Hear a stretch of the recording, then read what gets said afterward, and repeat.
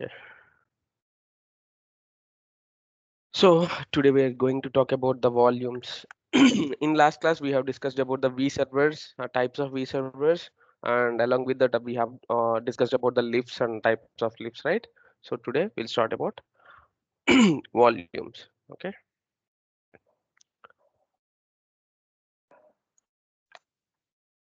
Volumes.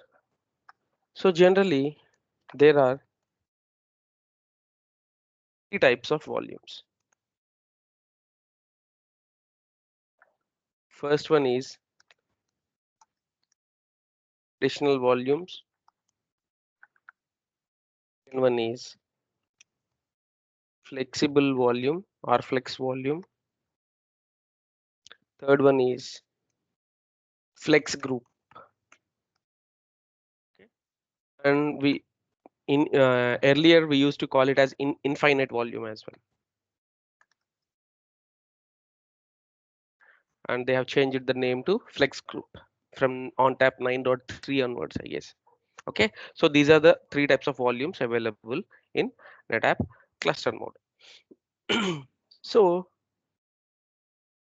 traditional volume, actually we traditional volumes are not I mean we'll be not able to create traditional volumes anymore because they have removed this volume type from newer versions of data ONTAP cluster ONTAP version. Okay, they are there till 9.0. I mean before 9.0 we can create a traditional volume, but from 9.0 onwards we'll be not able to create traditional volumes anymore. But let's how we can create a traditional volume, like what is the difference between traditional volumes and other volumes. Generally, in order to create a volume is nothing but it is a logical partition, right? So in order to create a volume we need an aggregate. On top of aggregate, only from aggregate we'll take some space and we'll create it as a logical partition and assign it to the clients. That is what we'll do. But traditional volume we can directly create it on top of aggregates, sorry, disks. Create it directly on top of disks. Okay, that is the traditional volume. Just like this is just like aggregate only, but aggregate we cannot present it directly to the clients, right? On top of aggregate again we need to create volumes and all. But if you create a traditional volume on top of the disks directly, you can assign traditional volume to the clients automatically. I mean, you don't need aggregate and all in between. Okay, directly on top of aggregate, you can, sorry, directly on top of disks, you can create a traditional volume and you can assign the traditional volume to the clients. But this feature is not there anymore.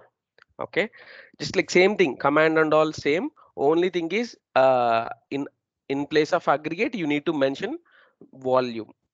Okay, let me, I'll try to show you if it is possible, or else yeah, it's pretty simple. Next thing is flexible volume. Flexible volume means nothing but this we can create on top of aggregate. Okay, flexible volume is nothing but logical partition on top of aggregate. We can create a logical partition with the desired size and we can present that logical partition to the clients. That is, we'll call it as flexible volume. That is the reason they have mentioned it flexible. We can create it with whatever size we want. Okay, even you can create it in MBs, GBs, TBs, like that. You can create whatever size you want. Okay, next thing, flex group. Flex group or infinite volume is normally flexible volume. We can create it on top of a single aggregate, and we have some limitations with the flexible volume, like a minimum size, maximum size, like that. Maximum size we can go up to, I think, 300 terabyte, something like that. Again, that is not for all the volume. I mean, all the controller models and all ONTAP versions. Again, it depends on the model of your controller and ONTAP version. Okay, but this flex group is like we can create, we can we can pick the space from different aggregates. Okay, we can pick the space from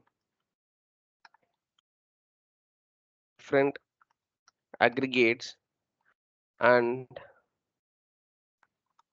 create volumes as a single group. Let me show you. For example, let's assume that I have 4 aggregates. Then what I can do, okay, I can pick 100 GB from here, 100 GB from here, 100 GB from here, and 100 GB from here. And by combining all these four into 100 GBs, I can create a 400 GB flex group volume. Okay, this is how the flex group volume is gonna work. But for normal flex volume, it is not like that. Everything, whatever the space we have, 400 GB, it should be from the same aggregate. But flex group can utilize the space from multiple volumes. Multiple aggregates. It can pick the space from multiple aggregates. That is the advantage of flex group. And one more thing is, it can grow up to 21 petabyte. A single volume we can create up to 21 PB. Okay, 21 petabyte. Okay. We are going to see all these things, but I'm not going to discuss about the flex group now. We'll discuss about this flex group in advanced concepts. I'll show you how to create it and all. Traditional volumes, I think we'll be not able to create them because they removed it from the 9.0 onwards. Okay, the option is not available. So let's talk about the flexible volume. So volume show. Okay, this is the command to check the volumes on your cluster. It will show you all the volumes on top of all the aggregates in your cluster. See, I have not created any volumes, but still I am able to see few. You know that, right? We have already discussed about them. Like these two are root volumes of your controllers. Every controller will be having its own root volume. So the controller configurations will be stored on top of the controller root volume only. Okay, and remaining whatever the two volumes, those are vserver root volumes which created during the vserver creation. Okay, whatever the configurations related to vserver will be stored in this vserver root volume. Okay, now let's create a volume on our own. Okay, let's create a volume, data volume, to present it to clients. Okay, so volume create vserver name. I told you, right, whenever you are creating a volume, you must bound it to a vserver. See, it is showing us two vservers, data vservers. Okay, I just want to create it on top of svm1. Now it is asking me what is the name of the volume. You can give whatever name you want, but I'm just using as a vol1. And on top of which aggregate you want to create this volume. One more thing, guys, never ever create volume on top of a root aggregate. Okay, as I told you, root aggregates are only for controller configurations. We cannot host the data on top of them. Okay, so don't create. I'm selecting one of the data aggregate. Okay, now it is asking me the size. What is the size you want to create this volume with? I can create a volume with whatever size I want. Okay, like for example, I want to create it with 10 GB. That means 10G. Just mention it like that, 10G. Okay, if you want to create it in TBs, then mention 10T. It will create a 10 TB volume like that. If you want to create it in MBs like 500 MB, then 500 M, something like that. Okay, next, state online. These all things are not required. And for now, just this is the simple command to create a volume.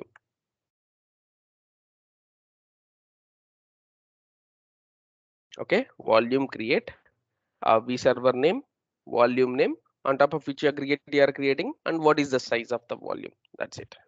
Okay, and if you run volume show command, it will show you. See, vol1, which bound with my V server svm1, and which created on top of cluster1 underscore ssd01 aggregate online. Type of the volume, I'll talk about it little bit later. And what is the size and available capacity, how much space used, everything it will show you here only.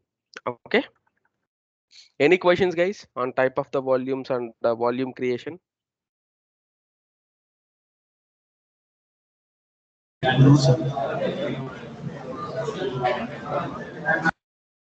So, and I told you, right, like um, there are some limitations on the flexible volumes. Generally, the minimum size we can create a flexible volume is 20 MB. We cannot create a flexible volume less than 20 MB size. 20 MB is the minimum volume size which we can create, and maximum we cannot say straight away because it depends on controller model and on tap version. Okay, controller model and on tap version, the maximum size. So where to check? Again, you know the answer. HWU, hardware universe. You can check the maximum size of the volume and minimum size of the volume. Minimum is common for every controller, 20 MB, but maximum depends on the controller model and on tap version. Let me show you that.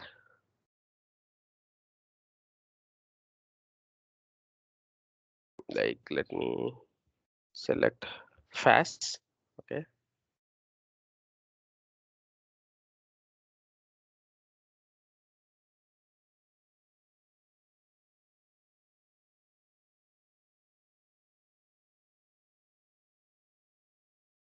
start with platforms. Uh, Let me select what is showing only these models.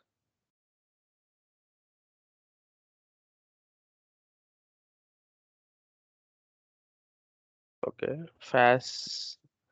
Let me select fast 9000 and on tap version 9.7 P12 something.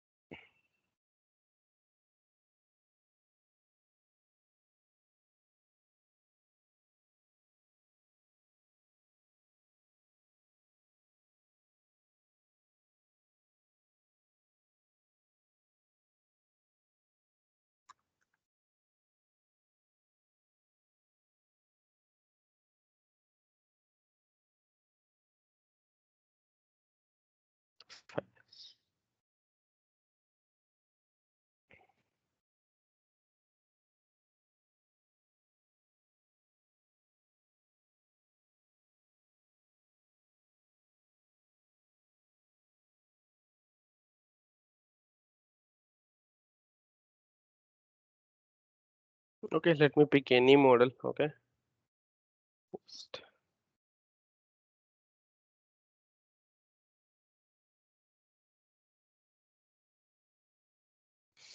Okay, select show results.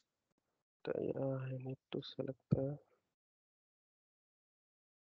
categories. It is not displaying categories. I don't know why.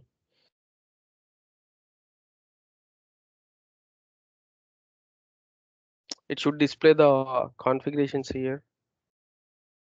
Let me try it on different browser. It might be the cache issue.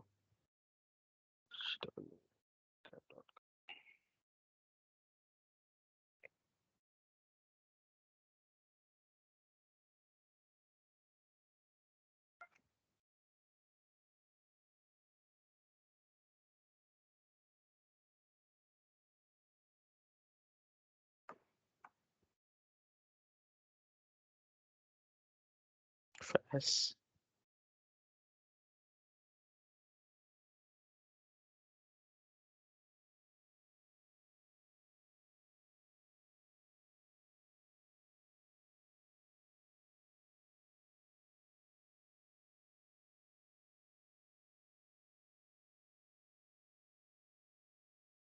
Okay, let's pick 27, 26, 20. It should display our configurations as well.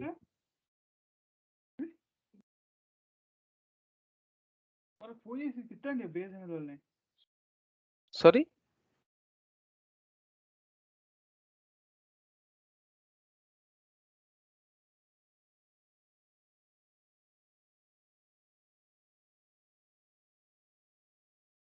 Want to select the maximum size. It should display something here. Okay, here.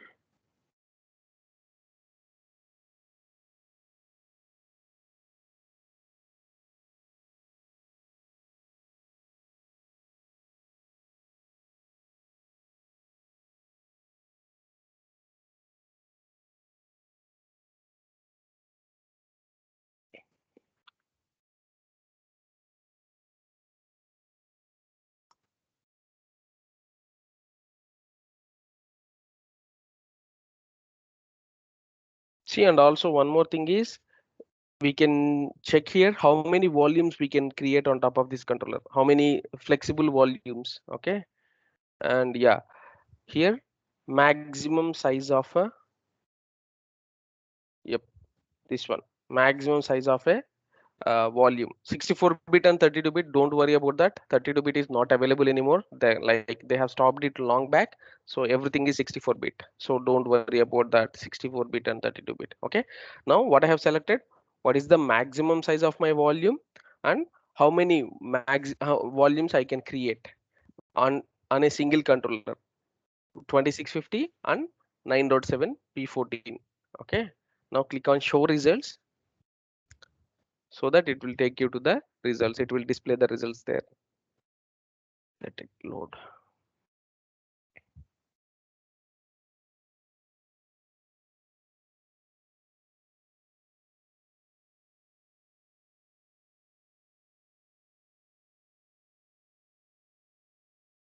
See, I can create maximum of 2000 volumes per HA pair. If your cluster is a HA pair, I can create maximum of 2000 and not applicable.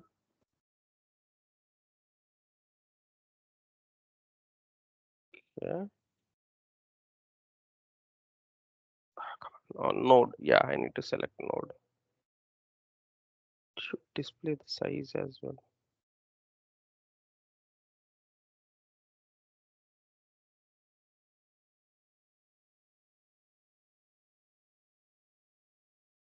I don't know, but yeah, they have changed so many things here.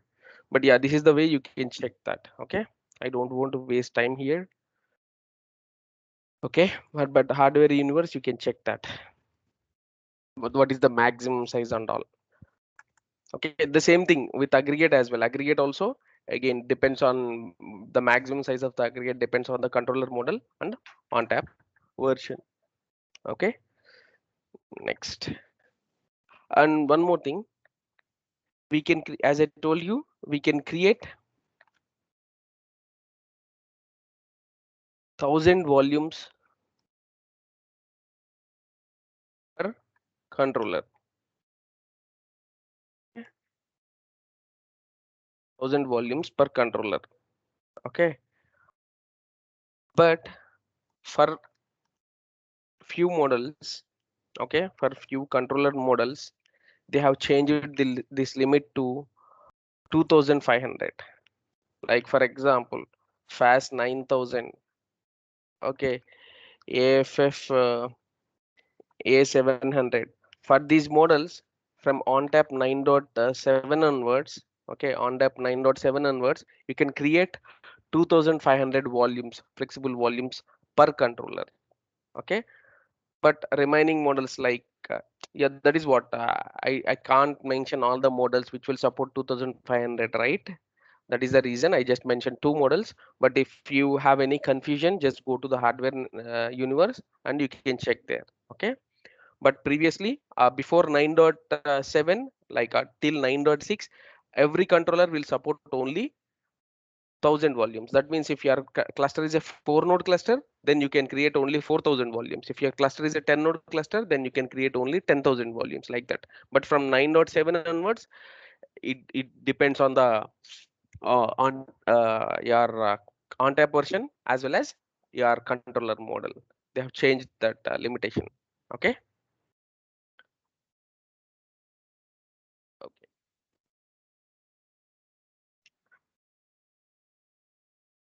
Again, in flexible volume also, there are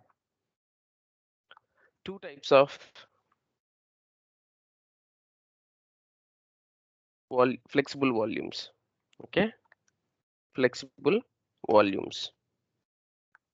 One is thick volume, another one is thin volume. Okay? Thick volume and thin volume. So what is thick volume and what is thin volume? Let's talk about that. First one, let's talk about a thick volume.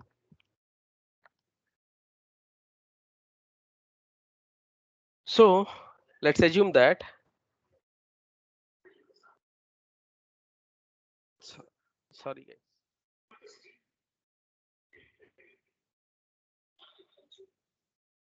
Yeah, let's assume that I have an aggregate. Okay? Aggregate name is agar1, sorry, agar1, and this aggregate size is, let's assume that it is a 200 GB aggregate. Let's assume that. Okay. Now I have created a volume called vol1, and this is a thick volume. Thick volume. Okay. And the size of the volume is 50 GB. Let's assume that. So when you create a thick volume on top of any aggregate, thick flexible volume, i- immediately it will reserve the size from the aggregate. Like for example, I have created here with a 50 GB, right? So this 50 GB size will be reserved from your aggregate. Okay, automatically if you are using it, not using it, like if you are maintaining copying the data or not copying the data, it doesn't matter. Once you create the volume, immediately it will reserve the volume size from your aggregate. So what is the available size of your aggregate? It will be 150 GB now. Okay, because I have already created a thick volume, so immediately it will consume the space, right? Even if I'm using it or not using it, it doesn't matter. It will consume the space immediately. Okay, that is a concept of thick volume. Now let's assume that I have created another volume. Okay, I have created another volume called vol2. Okay, vol2, and this time I have created a thin volume, and the size is 70 GB, 75 GB. Let's assume that 75 GB. The advantage with the thin volume is it will not occupy the space from aggregate immediately. Okay, it will not occupy the space from the aggregate immediately. Even I have created a 75 GB volume, still the available space on my aggregate will show as 150 GB only, because as I told you, it will not occupy. But I started copying the data. For example, I have copied 10 GB of data to my volume, then it will occupy the 10 GB space from aggregate. So it will start occupying the data only once I started copying the data.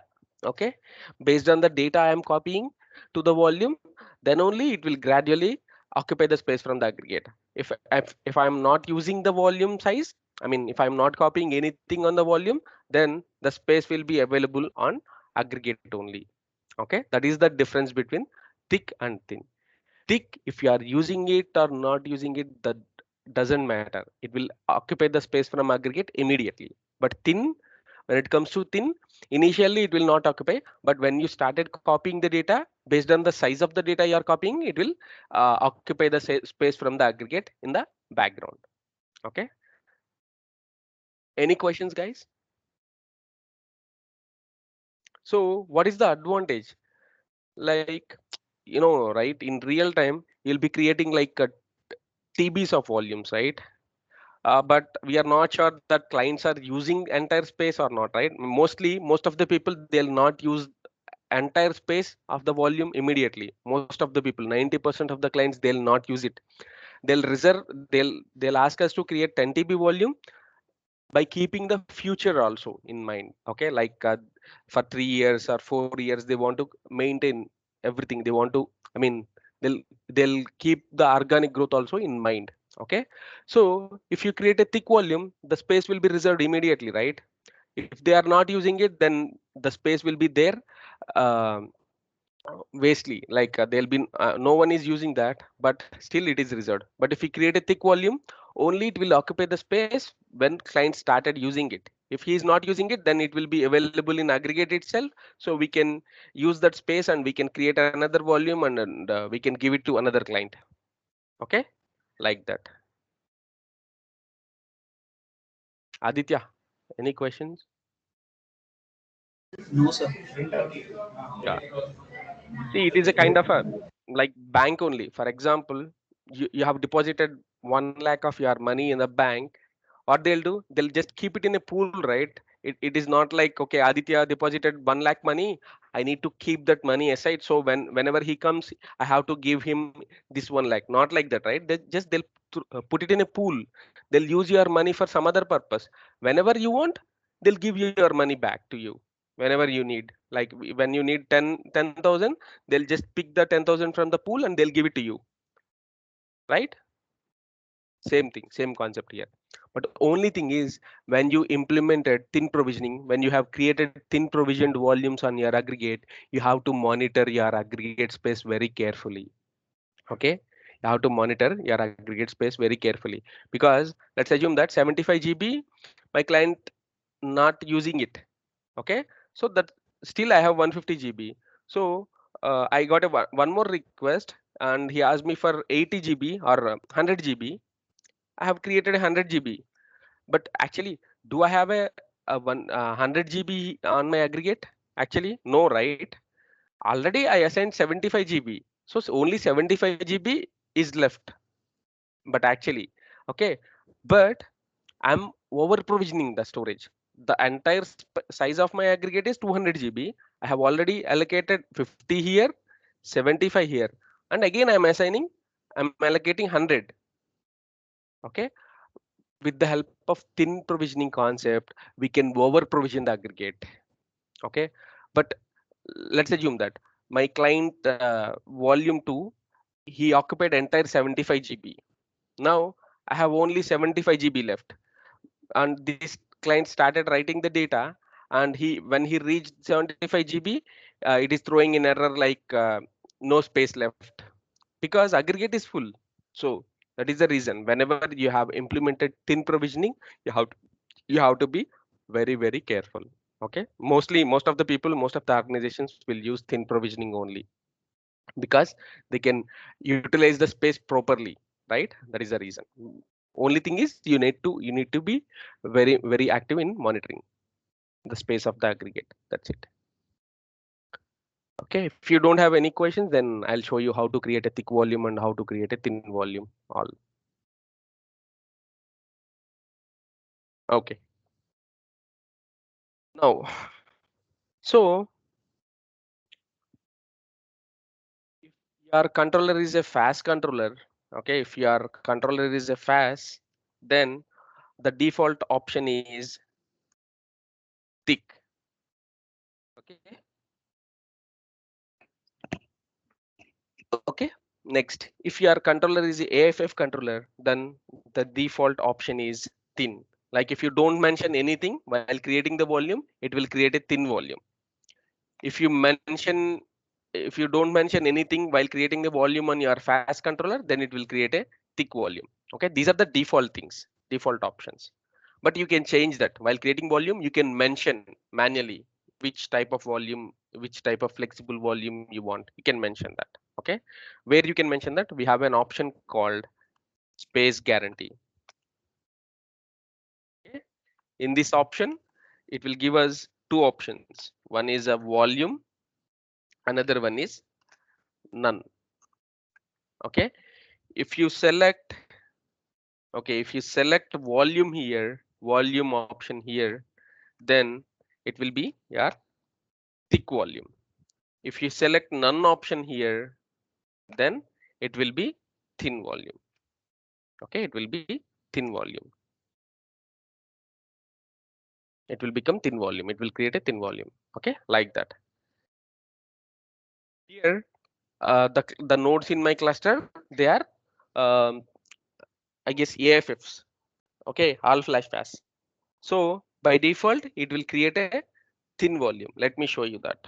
Volume. So I don't want to go through entire output. I can use a fields command. I can get the volume type, right? Like space guarantee. Okay, that's it. If you run this command, see the volume vol1 I created, it created as a thin volume. Why remaining volumes created as a thick? Because they are the configurations volume, right? So NetApp don't want to take risk with the configuration volumes. So whatever the volumes like a node root volumes and vServer root volumes, they'll be created as thick volumes always. Okay, only data volumes will be created as a thin according to default setting. Okay, but if you want to create another volume, I mean, if you want to create a data volume with thin, yeah, you can do that. Okay, you can manipulate the default setting.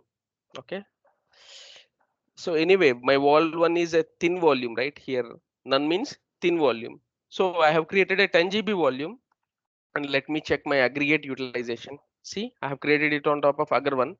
See, still my volume utilization is my aggregate utilization is showing as 0% only, and 200 GB total aggregate size and 200 GB available. I have already created a 10 GB volume. It should show 10 GB, 190 GB only here, right? But why it is showing full? Because my volume is a thin volume, and I have not copied any data on top of this volume. That is the reason it is showing uh, full. I mean, not utilized. But here it is showing the volume count, right? One is the root volume, another one is data volume.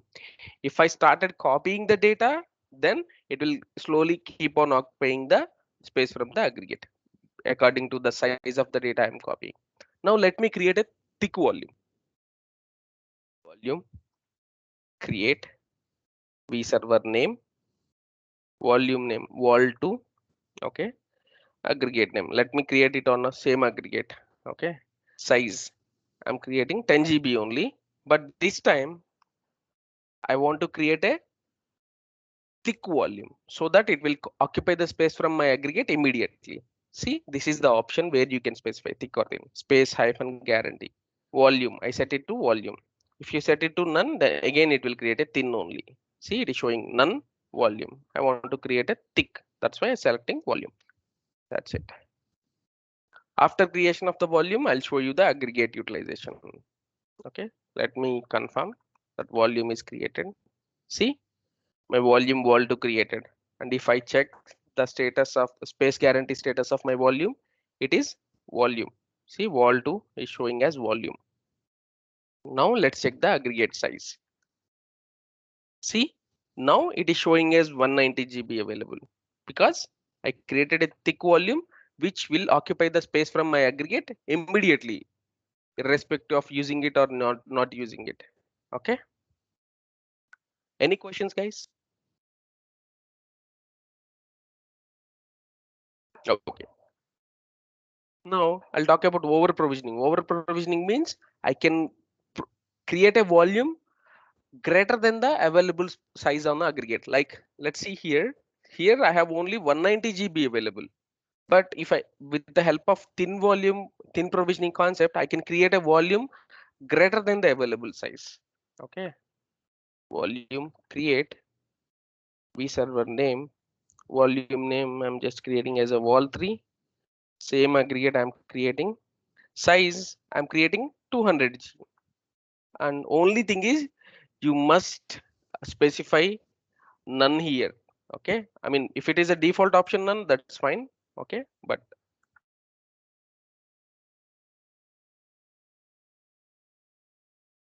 see, it created successfully.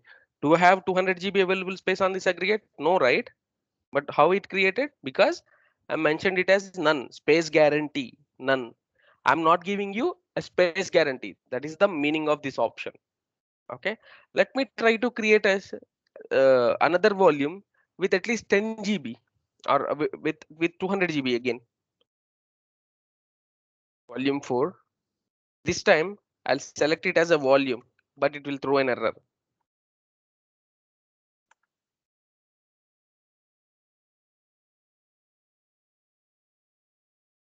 See, it failed because thick volume. I'm creating thick volume. Thick volume immediately reserve the space from aggregate, but I don't have enough space to create a uh, thick volume, right? Agree on top of aggregate. That is the reason it failed. Okay. Okay. Now I can convert the volumes from thin to thick, thick to thin without any downtime. I don't require a downtime to do that. It is a non-disruptive procedure. How to do that? Just simple command volume modify vserver name and volume name. I want to convert my vol1 from thin to thick, so I don't want to modify everything. I just want to modify again option space guarantee. Previously it is volume, right? Sorry, none, right? Now let me convert it into volume. That means I'm converting my thin volume to thick, so it will occupy the space again 10 GB from aggregate immediately. Hmm.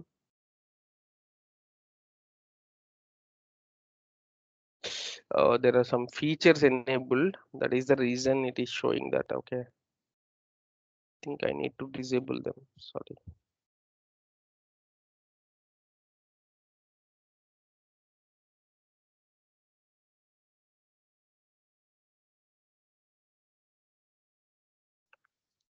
We'll learn about this efficiency and all little later. I mean, in advanced concepts.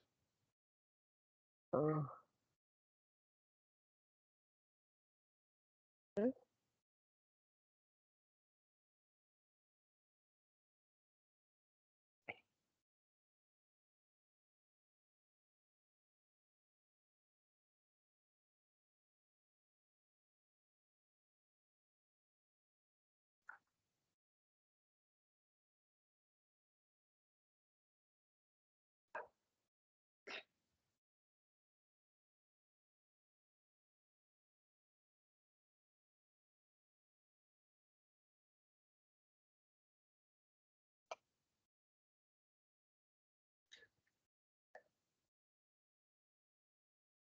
Let me see if there is any force option here.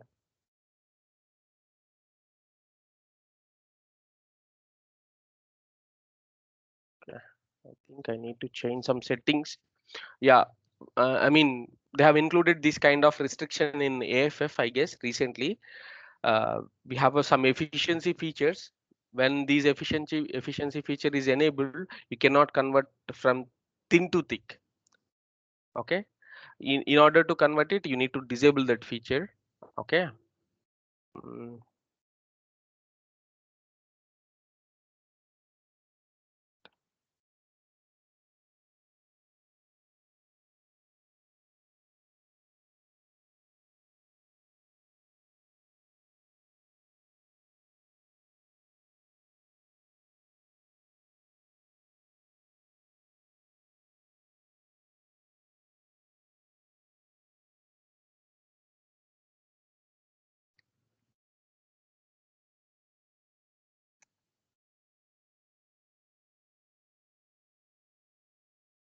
disabled it.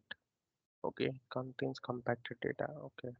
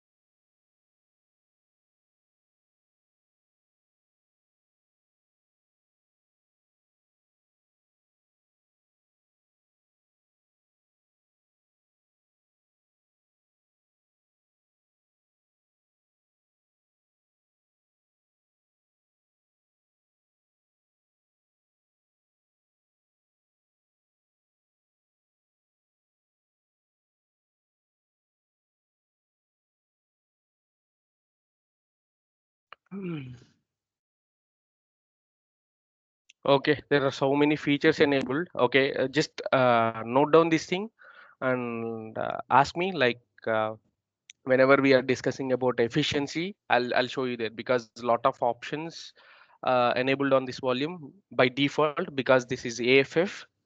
Okay, we need to turn them off in order to convert it from thick to thin to thick.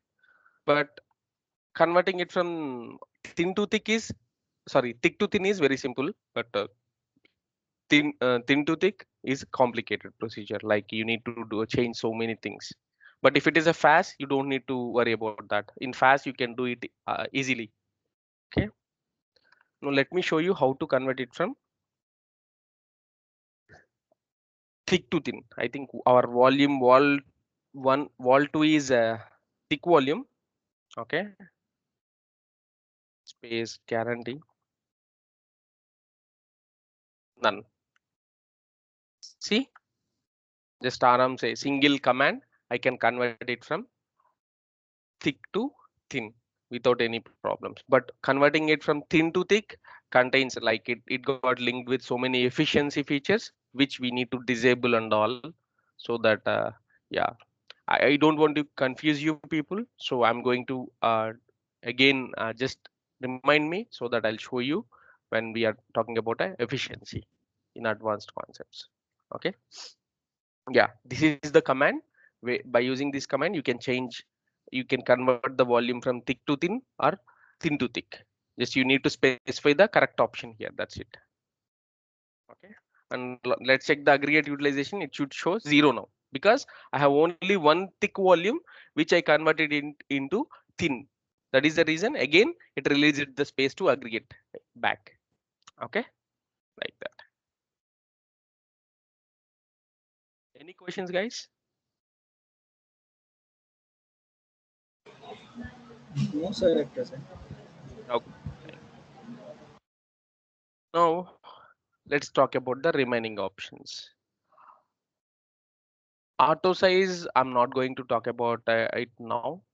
And before that, let's talk about the junction path, junction point and all, so that we'll get a clear picture.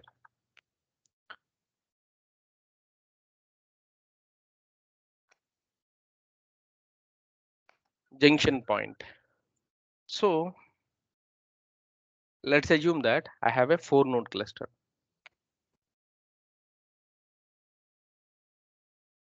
Normally in 7 mode, okay, normally in 7 mode, I'm creating volumes. Okay, if it is a 7 mode, then whenever I created a volume and I can present these volumes through controller, right? To controller level. There in 7 mode, we don't have any concept like V server and all. So whatever the volumes I created, they'll be directly mounted to the root path of the controller. Every controller will be having its own root path, like that is like slash wall, like that.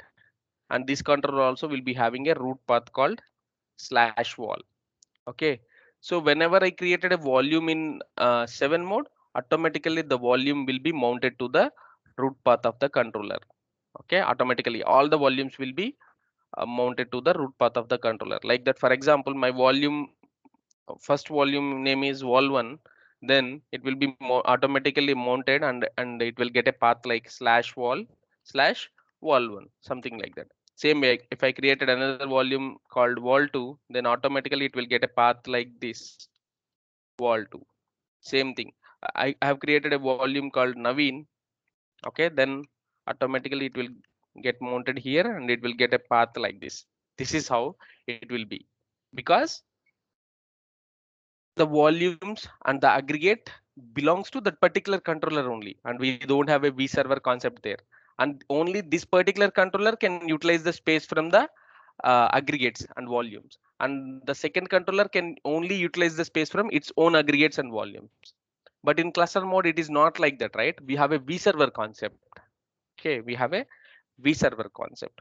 So how it will work in cluster mode? Let's talk about that. That is, they bought a concept called junction point. Okay, junction point. Let's take a 4 node example here. Okay, node 1, node 2, node 3, node 4. Okay, let's assume that this is my FAT01,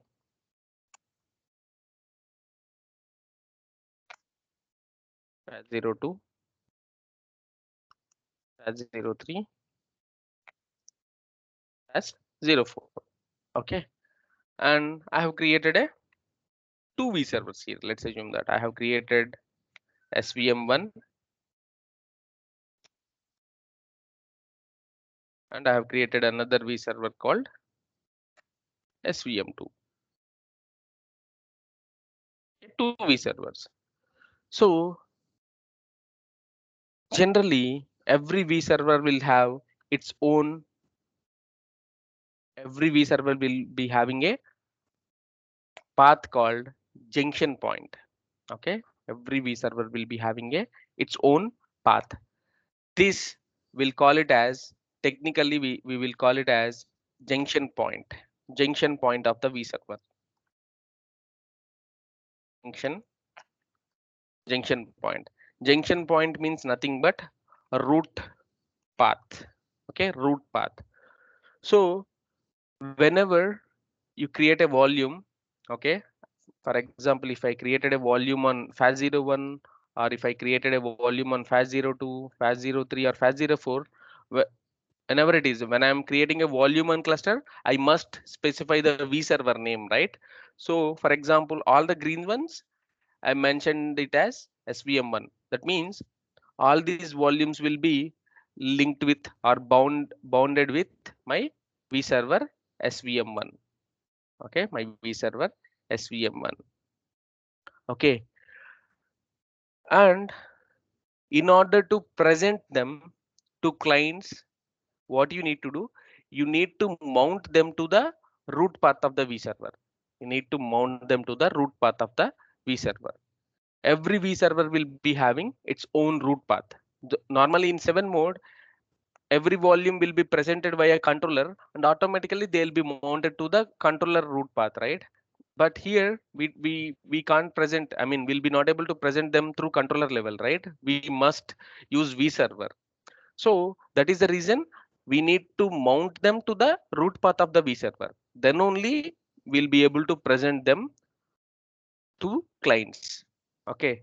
For example, here I have created a volume called vol1. Then what I need to do? Just I need to mount it to the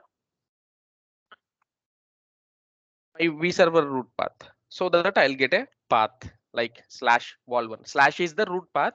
I'm just mounting it. Same way, I have created another volume vol2. Just need to mount it to my root path. I have created another volume vol3. I just need to mount it to my root path of the V server like that. Okay. And let's assume that I have created another volume on my cluster. This time I bound it to my SVM2. Can I can I mount the volumes created on SVM2 to SVM1 root path? No.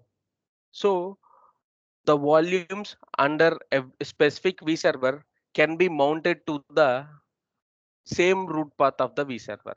That means the volumes bounded with SVM2 can be mounted with the SVM2's root path only. Okay, like this. These are bounded, and what I need to do in order to present them, I need to mount them. Okay, I need to mount them to the junction point of my V server. This is my V server 2 junction point, or we can call it as a root path as well, but technical name is junction point.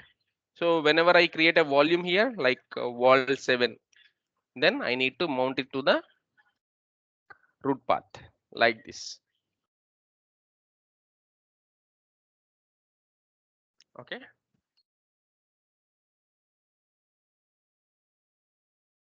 Without mounting the any volume to the junction path, sorry, junction point of your V server, you'll be not able to present it to the clients. You must mount them. to the junction point of your vServer.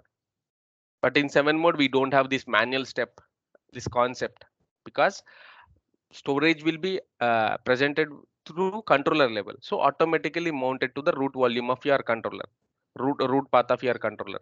But here, as we are using vServer concept, we have an extra step. Okay, like mounting the volumes to your vServer root path. Okay, root path here, junction point means nothing but root path of your vServer. Okay, junction point means nothing but root path of your vServer. And what is junction path? Junction path. Junction path means nothing but as I told you, we will or we need to mount the volumes to the junction point of vServer, right? After that, all the volumes getting a path. Okay, this path we'll call it as junction path of the volume. Okay, this path we'll call it as junction path of the volume. Okay, this slash wall 7 or slash wall 8 slash wall 9, these are the junction path of the volumes. Okay, is it clear or is it confusing you?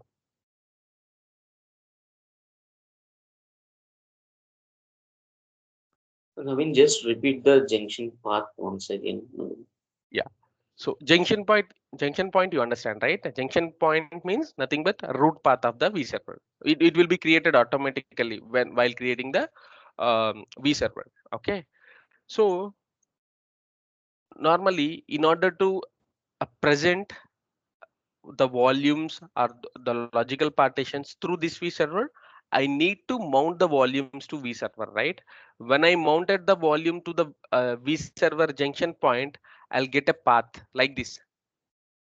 This path only we'll call it as a junction path. Okay, it will generate a path while mounting, or we will specify the path. This path we'll call it as a junction path. So whenever you are configuring it, you need to provide this junction path to the clients so that with the help of junction path only they'll be able to access it. I'll show you practically. Let me save it so that I can show you in.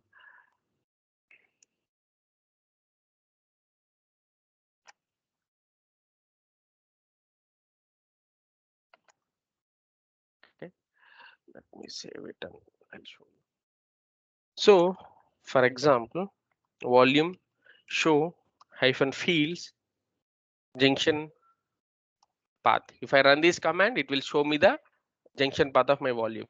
See here, none of them has junction path. Ignore about these root volumes. Controller root volumes will be not having junction path. So ignore about them. You don't need to worry about them. If you see here, none of them is having junction path because I have not mounted them. And here it is, this is my root volume of the vServer, right? And this is the junction point of my vServer. See, this vServer is having junction point. My second vServer also is having junction point. So what I need to do, for example, if I want to present my wall 1 to client, what I need to do, I need to mount it to the junction point of my vServer. Then I'll get a path. That path I'll call it as a junction path. See here, junction path, it is showing empty because I have not mounted them. Let me show you how to mount it. Okay, volume mount. Okay, vServer name, which volume I am mounting, wall 1. Okay, and here it is asking me the junction path. Guys, just a second.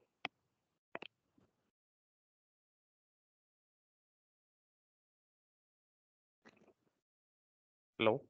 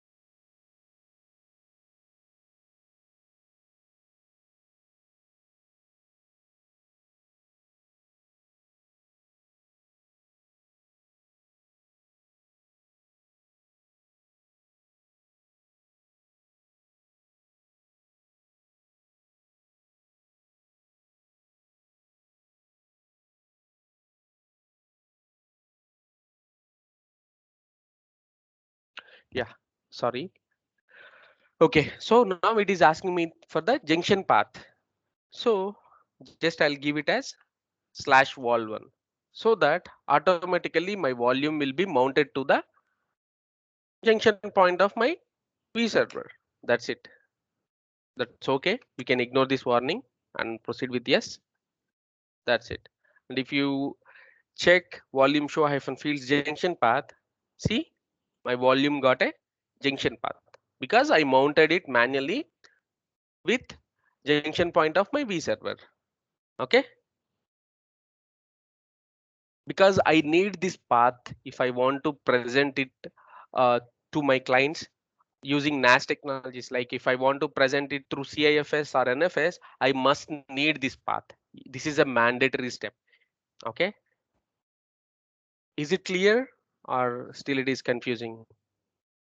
The same way, like you need to mount them. You need to mount each and every volume. SVM1. I want to mount my volume 2 also. What is the junction path? Slash vol 2. That's it. Like that. And one more thing, you don't need to run two steps. Like while creating volume also, you can mount it. Volume, create, vserver name, volume name, wall 4. Let's assume that wall 4 I'm creating. Okay. I'm creating it on top of Agar 2 this time. Size again, size 20G, space guarantee, none. I'm creating a thin volume because if I create thick, it won't allow me because it don't have a sufficient space. Okay, next thing is here also you can mention junction path while creating the volume also you can specify the junction path slash like slash wall 4. Okay, is it clear bro or still confused? Yes, Naveen, clear. So Yeah, junction point is automatically created with the e-server configuration, right? exactly. While creating a V server, it will create automatically. It will generate the junction point. I mean, we can't deal with the junction point. We can't change it even. Okay, only thing we can control is junction path. Okay, it is user defined. Yes, user defined. Exactly. Aditya, is it clear? And one more thing, guys, this junction path, junction point, this concept only for NAS protocols like NFS and CIFS only. If you are presenting as through SAN, you don't need to worry about this junction path and junction point because SAN will use a different concept which don't require this junction path, junction point and all. Okay.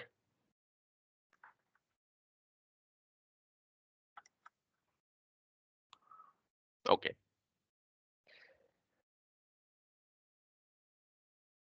Aditya, is it clear? Just everybody. These concepts are very important, guys. Yes, sir. Okay. Next, one more thing is called namespace. Namespace means nothing but logical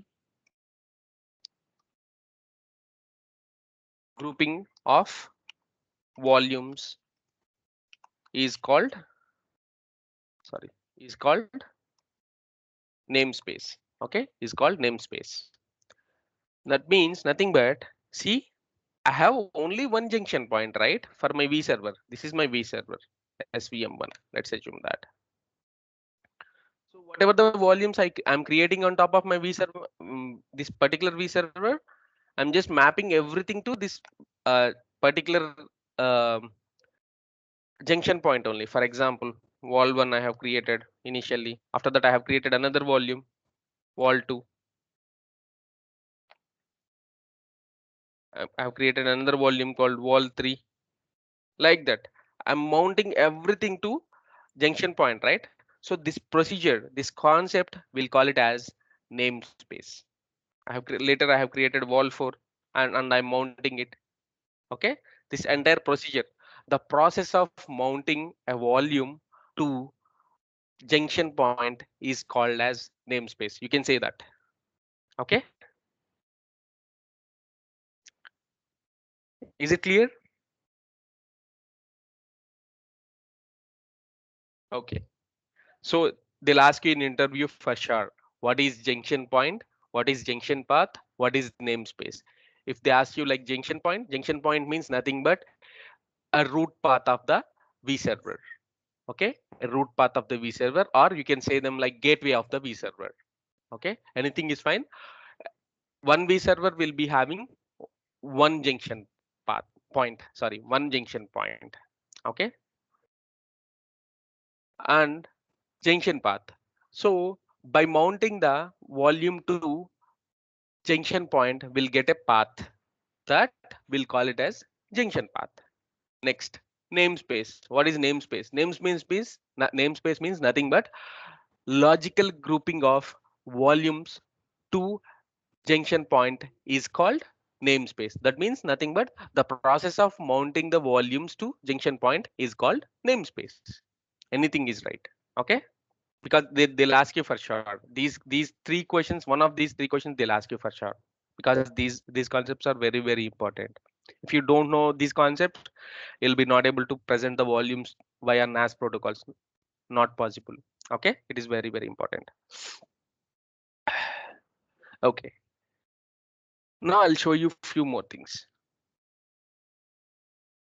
Here I'm creating a volume and I'm using the same volume name here. Can I create a different name? Yeah, you can do that. I mean, can I use a different name in a junction path? Yeah, you can do that. Volume create. Okay, V server name, volume name like wall 5 I'm creating, and I'm creating again on aggregate 2, size 40 GB, 40 G. Like this time, let me create it in MBs, 40 MB. It online, these things are not required. And again, space guarantee. I'm using a thin only. And junction path. In junction path, I don't want to use wall 5. I just want to use ABC. Yeah, you can do that. You can use a different name junction path instead of a volume name. Yeah, you can do that. Okay. But only thing is, normally if you use the same name as volume name, by seeing the junction path, you'll be able to identify the volume name easily without looking at running some other commands. But if you are using a different junction path instead of a volume name, only thing is you need to come here again and run this command, and then only you'll be able to find the volume. You need to compare. See, my /abc is the junction point path for my wall file. Like that you need to. Okay, you can use a different name as well. For example, later I found that I don't like this junction path. Can I change it? Can I change the junction path of the volume? Yeah, I can do that. Volume unmount. First, what you need to do, you need to unmount it. vServer name, volume name. That's it. So that it will lose the junction path. If you check now, it will be not having any junction path. Later again mount it. Volume mount, vServer name, volume name, junction path /wall 5. Okay, like that. But only thing is, this is a disruptive procedure. You require downtime. Like whenever you are changing the junction path, your clients will be not able to access it. And again, what they need to do, they need to update the new junction path on their end. I'll show you all these things practically when we are provisioning storage through NAS protocols. Okay, and they need to use you need to provide them the new junction path so that they need to update the new junction path on their end. This is a disruptive procedure. You require downtime. Okay, generally we don't do it. Actually, while creating the volume itself, we'll put proper junction path. Okay, even if you put it wrong, not a problem. You can identify it, right, by seeing the junction path. You can come here and you can, yeah, identify the volume. So not a problem. Okay, next. Someone unmuted, looks like. Okay, one more thing I want to show you. We can do a nested junction paths as well. That means I want to create another volume, wall 6. Okay, this time I'm creating it on node agar 1 and 10 GB space guarantee none junction path. I want to mount it under another volume junction path. Is it possible? Yes, it is possible. Like, you don't need to mount all the volumes to the junction point directly. It is not mandatory. You can mount a volume under another volume as well. We have that feature as well. Like slash wall 1 slash wall 5. If you do that, then what it will do? It will mount my volume 5 under wall 1. So the person who has access to wall 1, they'll get access to wall 5 as well. And wall 5 will be visible to them as a folder, like a folder. Okay, it will visible to them like a folder. Okay, but this is not actually a folder. This is a volume. Okay, you can do that. Like if you have any other purpose, like uh, you can do this. Okay, you can mount a volume another under another volume as well. Okay, and if you check the junction path command, see, see. Oh, I sorry, I've used wrong one, not wall 5, wall 6 I need to use. Mm, okay, that's okay. That's fine because this is a different junction path. This is a different junction path. Okay. Any questions, guys? Very, very important concept. Junction path, junction point, and namespace.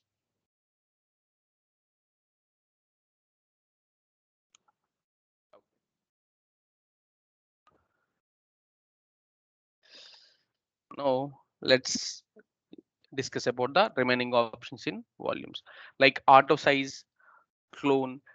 These two features, I'll talk about them a little later, not today, maybe tomorrow or day after tomorrow. We'll talk about these two features because they are different concepts actually. And create, we know, right? By using this command, we can create the volume. Next, delete. Delete is the command which we can use to delete the volume. But again, just like aggregate, whenever you want to delete a volume, first you need to bring it offline. Okay, for example, I want to delete my wall 6. Yeah, so first you need to bring it offline. If you run volume show command, see, it is showing offline here, my wall 6.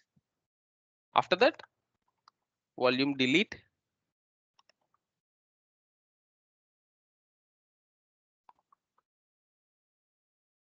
That's it. You don't need to unmount the junction path and all.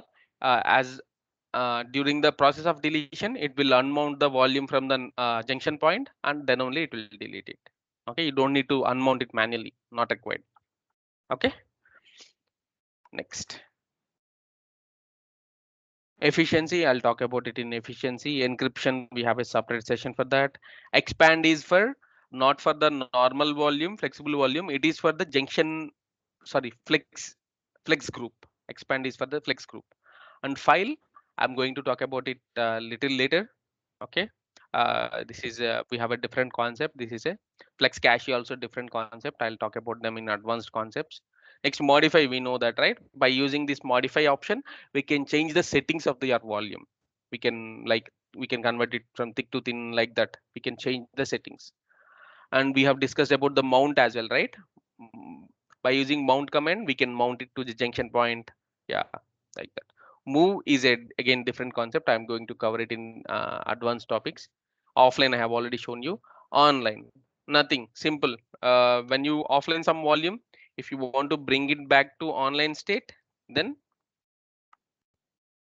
you need to use the online command. That's it. Volume online, vserver name, volume name. Oh, sorry.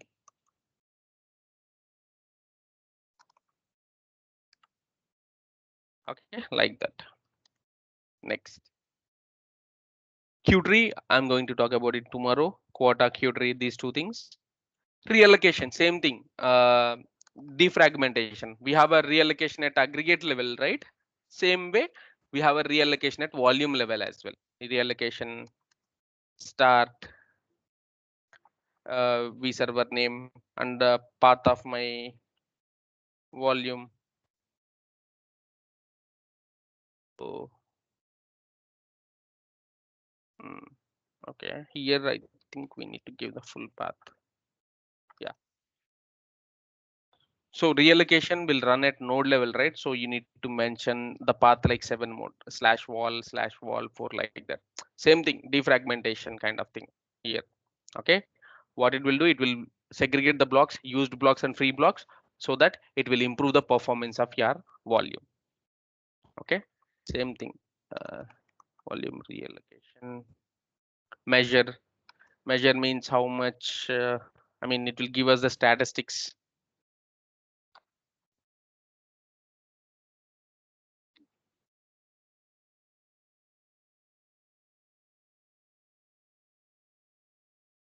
Same thing, I guess. In order to start, again, you can use the measure as well.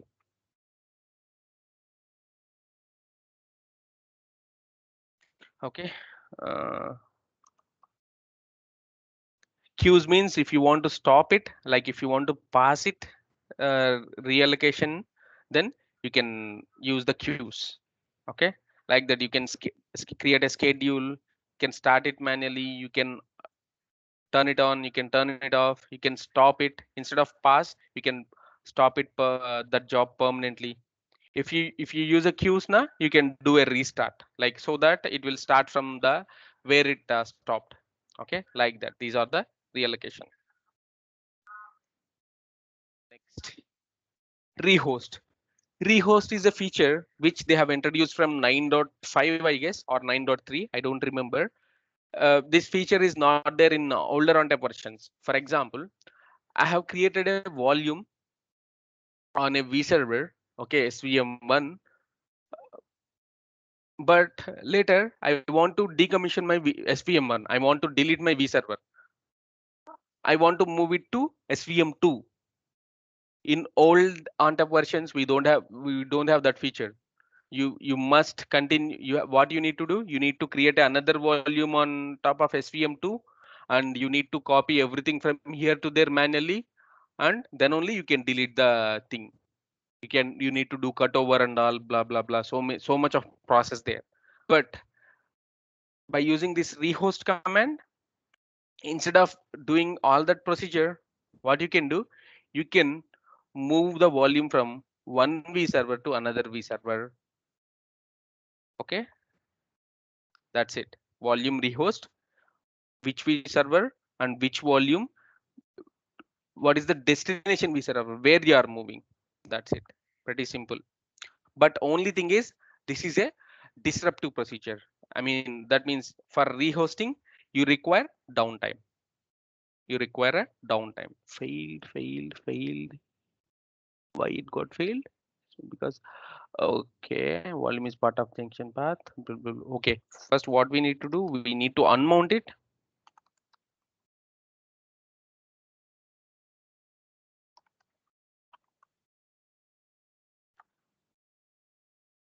Yeah, now it can rehost.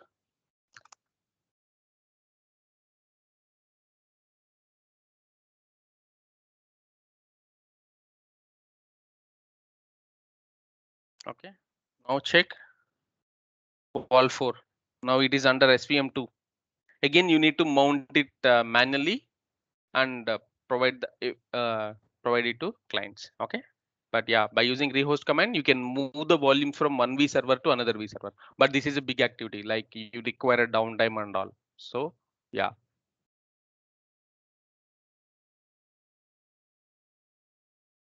Next, rename. Nothing. Just you can change the name of your volume. Okay, which volume you want to change the name? Wall 4. What is the volume name? Wall 8. I want to change it as. That's it. Simple command.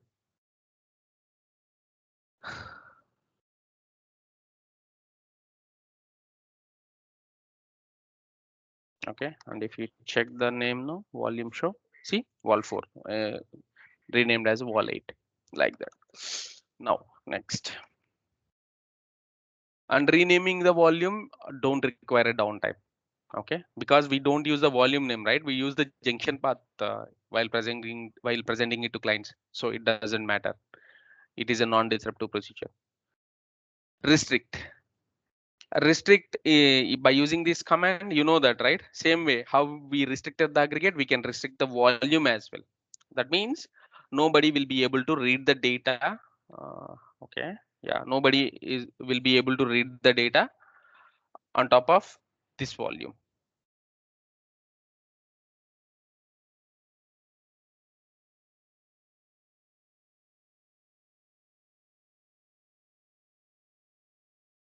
And again, if you want to bring it back, just bring it back to online. Volume online, vserver name, volume name, that's it.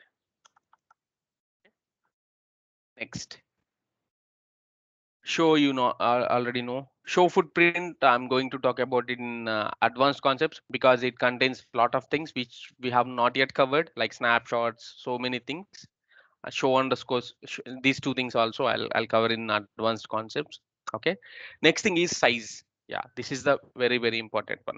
By using this size command, you can increase the size of the volume or you can decrease the size of the volume. Okay, I'll show you. For example, now let me check what is the size of my volume. Let me run this slide. Volume show. See my volume wall 1, it is a 10 GB volume, right? Now let me increase it by 5 GB. Volume size, vserver name, volume name. What is the new size it is asking? So what you need to do, if you want to increase it by 5 GB, then plus 5G. Okay, then what it will do, it will add 5 more GB to the existing size. Don't forget to use plus. Okay, you must as use plus. Okay, if you don't use plus now, let me show you what will happen. See, I removed plus. Actually my intention is to increase it by 5 more GB, but I forgot to put plus sign. Okay, previously here see the comment here, it increased to 15 GB. It worked very well. Okay, now let me show you without plus. See, the entire size of my volume converted as 5 GB. It will be a problem, right? So whenever you are increasing it or decreasing it, very careful. You have to be very careful. Like you need to use either plus or minus. Okay. If you don't use plus or minus, then yeah, whatever the volume size is, it will be converted into the this size. Okay. For example, here I don't have any data, so no problem. If for example my volume size is 10 GB and I have 8 GB of data on it, if I use this command, what it will do, some mostly it will throw an error like the volume has more used size than the uh, new size, like that. Mostly it will throw an error and it will fail, but sometimes it will execute. If it executes, then what it will do, your entire data on the volume will be corrupted. And yeah, you know what will happen next. So whenever you are increasing or decreasing, it is a simple task only, but very careful. That's it. Let me increase it by 10 GB again, or 5 GB. See, it's set to 10 GB. Let me 15 GB. Now I want to decrease it by 5 GB. I want to make it again 10 GB only. Minus 5G, like that. Okay, you can play with it size. Only thing is you have to be very careful with the signs. Snaplog, we have a separate class for that. Snapshot also we have a separate class, and unmount I have already shown you. Like if you want to remove the junction path to any volume, you need to unmount it from the junction point. That's it. Okay, any questions, guys? If you don't have any questions, then I'll stop the session for today. Tomorrow we'll talk about the remaining things, the security style of the volume, queue trees, quota, and all.